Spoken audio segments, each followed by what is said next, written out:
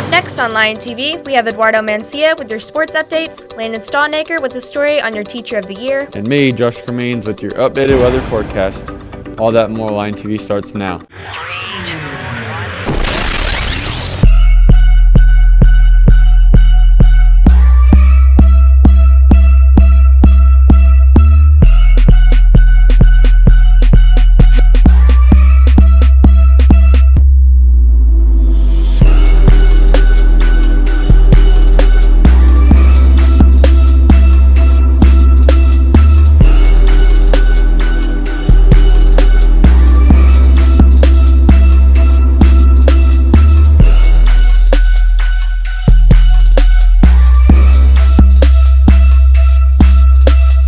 Good afternoon, Searcy High School. I'm Tristan Siebert. I'm Hannah Shoei, and welcome back to another episode of Lion TV. Let's hop into your local and national news. Mandatory evacuations were offered Wednesday morning in Southern California as rapidly moving wildfires ignited and burned Simi Valley near the Ronald Reagan Presidential Library. The fire was initially reported at 15 acres and started in an area near power lines before spreading to around 400 acres and being pushed to the west towards the 23 freeway and Santa Ana winds. An Arkansas woman woke up to find her trailer filled with rare and ancient fossils, including dinosaur eggs that are 7 million years old. Roger Perkins said the trailer had skulls of the Purchosaurus, a pig-like mammal that is one of the rarest of fossils, the dog-like Synodictis, the marine reptile Ketchosaurus, and a pair of baby rabbits that died nearly 15 million years ago.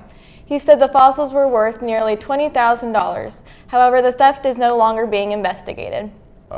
Authorities in southwest Arkansas says an 85-year-old man fatally shot his adult son after mistaking him for an intruder at his home. The Clark County Sheriff's Office says the shooting happened early Wednesday in Arkadelphia. The Sheriff's Office says 45-year-old Scott Copeland had a single gunshot wound to the chest and he was pronounced dead at the hospital. Copeland was trying to enter his home of his father, Curtis Copeland. Sheriff Watson says that elder Copeland was holding a gun because he thought his home was being broken into and the gun accidentally discharged. On a higher note, here's Landon Stawnacre with a look into the Teacher of the Year. Every year, a teacher has the honor of being announced Teacher of the Year. This year is a teacher that is loved by every student that has her, Miss Joyner. Miss Joyner comes to school with such energy and such positivity in her classroom. The kids know their voice matters, they know they're going to be heard, they know they can express their opinions, whether they're popular or not, and she's going to listen. I think there's a few other things that are mentioned on our handout that our book doesn't give. She was my civics teacher and my APUSH teacher last year. She's a sweet lady, optimistic lady, one of the most vibrant people I've ever met in my life. Miss Joyner, obviously, if anyone knows Miss Joyner, she has an incredible work ethic. Her attitude about her job and about students is of the utmost. She has the ability to relate to students as well as staff.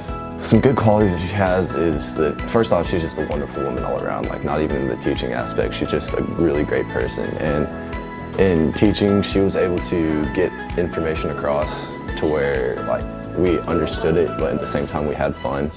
She's really inspiring and she pushes kids to challenge themselves. She's very, she gets very into details about our subjects that we go over, and if you participate, it is the most fun experience you can have. She always tells jokes about the time period we're in, and she's always very fun about learning and everything. She tries to make it as fun as possible for us, and it's always a great time. It's a great treat hearing her teach. I mean, I cannot tell you the amount of students in either her civics class or her APUSH class or used to be Quiz Bowl that adore that woman, that would pretty much do anything for her because they know her acceptance and her love is there unconditionally. She's kind, she's sensible, she's very caring. She's one of the most wonderful individuals that I know. Before I took her class, I had trouble like really paying attention in class and like connecting with teachers and just wanting to get my work done. And she really like changed my attitude to where I wanted to have a good impression on the class.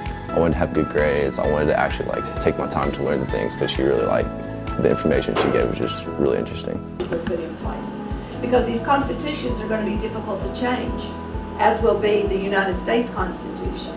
She just is always there for good advice, for a pep talk, for This job is really hard, and she is constantly reassuring us that we're doing what we need to be doing. We went through a little health condition last year, and it was very hard for our class to learn without her. And when she returned, she was the same person that she was before her medical condition.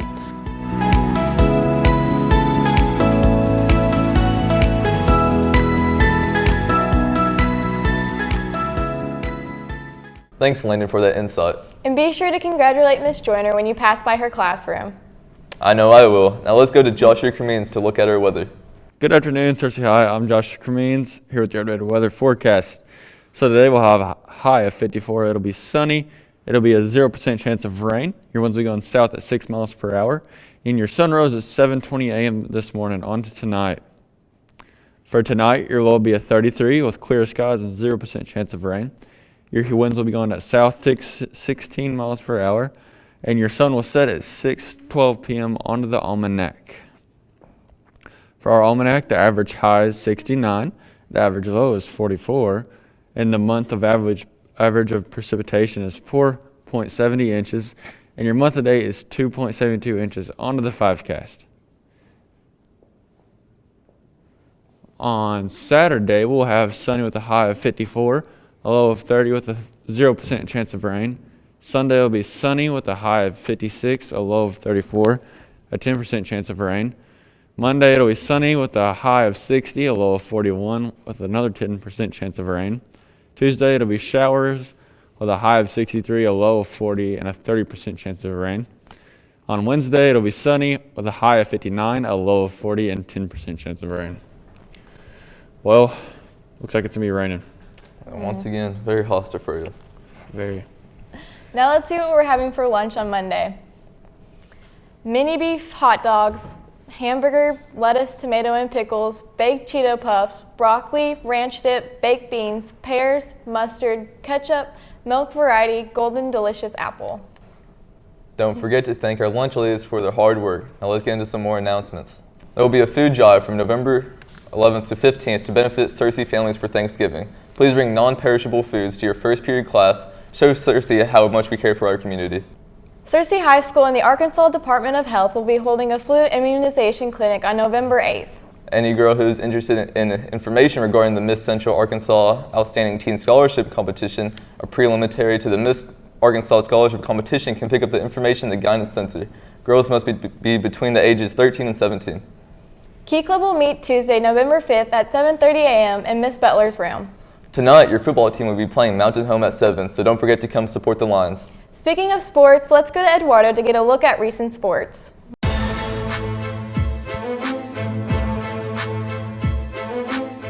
Good afternoon, Searcy. I'm Eduardo Mancia. Let's jump into some local sports updates. Your Lion football team will travel to Mountain Home today to face the Bombers. Best of luck to them in that matchup. Your cross-country team competed in the conference tournament on Monday. The boys team took home 3rd place overall. Here's a look at the team individuals placements. For the boys, Bo Vest 13th, Mason Skiba 16th, Walker Hendricks 21st, Landon Wyatt 23rd, and Jacoby Alcorn 26th. And for the girls, Mia Maples made the all-conference team.